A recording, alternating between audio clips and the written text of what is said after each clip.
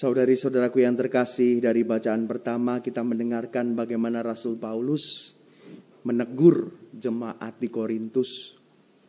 Bahwa jemaat di Korintus ini tidak yakin pada judgment mereka, tidak yakin pada iman mereka, dan mereka cenderung terombang-ambing, membawa perkara-perkara mereka kepada orang-orang yang salah, kepada orang-orang yang tidak kudus, kepada hakim-hakim dunia, bisa dibilang begitu, kepada penguasa-penguasa. Tetapi mereka sendiri tidak percaya pada hikmat Allah yang ada dalam diri mereka, tidak percaya pada hikmat Allah yang ada dalam jemaat.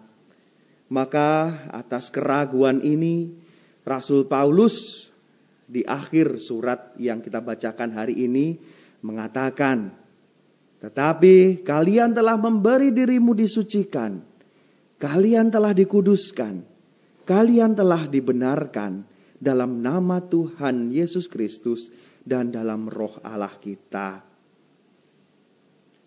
Jadi diyakinkan kembali, diingatkan kembali bahwa semua orang-orang yang sudah menjadi Kristen, memberikan diri kepada Kristus, itu sudah memiliki hikmat, kemampuan. Dan kita menyebutnya saat ini sebagai hati nurani, suara Tuhan yang menggema dalam hati kita. Maka setiap kali sebenarnya kalau kita memiliki persoalan, pergumulan, terutama ya, memang jemaat di antara jemaat kita ini pertanyaan-pertanyaan yang sering muncul adalah pertanyaan benar salah. Benarkah saya begini? Benarkah apakah saya begini itu salah dan sebagainya. Berhadapan dengan persoalan-persoalan sehari-hari semacam itu, hakim pertama yang kita miliki adalah hati nurani kita. Hati nurani inilah yang mengingatkan kita ketika kita memang sedang tidak ada di jalan Tuhan. Hati nurani inilah yang kemudian mengingatkan kita atas janji baptis kita. Hati nurani inilah yang akan membimbing kita untuk mengambil pilihan-pilihan yang benar dalam hidup kita. Dan untuk bisa mendengarkan hati nurani ini, salah satunya kita tadi sudah mendapatkan teladan dari Yesus bagaimana dia memiliki relasi yang begitu dekat dengan Allah. Kita tahu sendiri hati nurani adalah suara Allah. Ketika kita memiliki relasi dengan Allah, maka hati kita akan menyuarakan suara itu dengan lebih terang dan jelas. Maka setiap kali kita memang dihadapkan pada godaan, jatuh dalam dosa, kelemahan-kelemahan kita, hati nurani ini yang mengingatkan, ayo balik.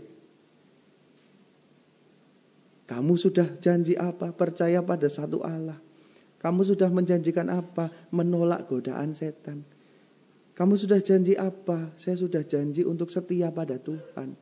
Komitmenmu apa ya ini? Inilah hati nurani. Dan ketika jatuh, hati nurani ini jugalah yang akan mengingatkan untuk menyesal. Dengan rendah hati, menyesali dosa-dosa dan kembali kepada Tuhan. Hati nurani yang mengingatkan. Maka hakim pertama yang kita miliki, masing-masing kita punya, itu adalah hati nurani. Mari kita senantiasa menyediakan waktu untuk hening, mendengarkan suara Tuhan yang menggema dalam hati kita, yang membimbing kita setiap hari. Itulah yang menjadi kekuatan kita. Dan bila kita memerlukan bantuan, kita bisa bawa itu kepada jemaat yang kudus, kepada orang-orang yang benar-benar kita percaya, bukan kepada sembarang orang. Inilah yang dinasihatkan oleh Paulus kepada jemaat di Korintus. Kiranya saudari-saudaraku yang terkasih, kita sekalian senantiasa mengingat bahwa kita adalah jemaat yang sudah dikuduskan oleh Allah. Bahwa Allah sudah hadir dalam diri kita.